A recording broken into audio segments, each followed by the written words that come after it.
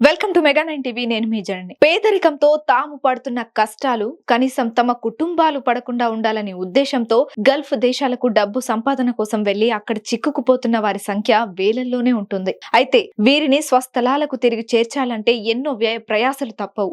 అంతకు మించిన లాబీయింగ్ కూడా ఉండాల్సిందే. ఇవన్నీ ఉన్నా ఖచ్చితంగా వారు క్షేమంగా ఇళ్లకు చేరుకుంటారన్న గ్యారంటీ లేదు. ఈ నేపథ్యంలో ఏపీ మంత్రి నారా లోకేష్ గల్ఫ్ బాధితుల వ్యధను పర్సనల్ గా తీసుకొని మరీ వాళ్ళ ఇళ్లకు చేర్చి షబాష్ అనిపించుకుంటున్నారు. ఏపీ నుంచి గల్ఫ్ దేశాలకు ఉపాధి కోసం వెళ్లి అక్కడ షేక్ల చెరలో చిక్కుకుపోతున్న వారి వ్యధలు వర్ణనాతీతం. తాజాగా వచ్చిన గోట్ లైఫ్ సినిమా తరహాలో ఇబ్బందులు పడుతున్న వారి సంఖ్య అక్కడ వేలల్లోనే ఉంటుంది. అయితే వీరిని వెనక్కి తెచ్చేందుకు కేంద్రం ప్రయత్నాలు చేయకపోవడంతో రాష్ట్రాలే స్పందించాల్సిన పరిస్థితి. దీంతో బాధితులు ఇప్పుడు రాష్ట్ర ప్రభుత్వం వైపే చూస్తున్నారు. అయితే ఇతర రాష్ట్రాల సంగతి ఎలా ఉన్నా ఏపీలో మాత్రం మంత్రి నారా లోకేష్ ఇలా గల్ఫ్ లో చిక్కుకుపోయిన బాధితుల గురించి తెలియగానే వెంటనే స్పందిస్తున్నారు.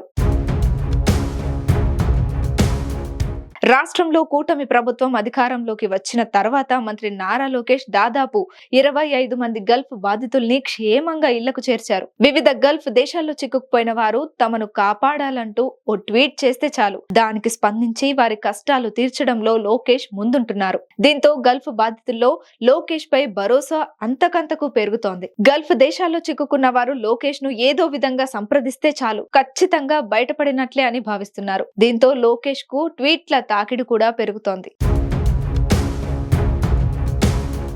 ఏపీ నుంచి గల్ఫ్ దేశాలకు వెళ్లి చిక్కుకుపోయిన వారి కుటుంబాలు లోకేష్ కు రుణపడి ఉంటామని చెప్తున్నాయి. తమ కుటుంబ సభ్యులు గల్ఫ్ కు వెళ్లాక ఇక తిరిగి రారని ఆశలు వదిలేసుకున్న పరిస్థితుల్లో వారిని కాపాడి వెనక్కి తీసుకురావడం మామూలు విషయం కాదని చెప్తున్నారు. వీరిలో భరోసా చూసి మరికొందరు గల్ఫ్ బాధితులు కూడా తమను ఎలాగైనా స్వస్థలాలకు చేర్చాలని లోకేష్ ను వేడుకుంటున్నారు. అలా గల్ఫ్ బాధితులకు లోకేష్ ఓ వరంగా మారిపోయారు.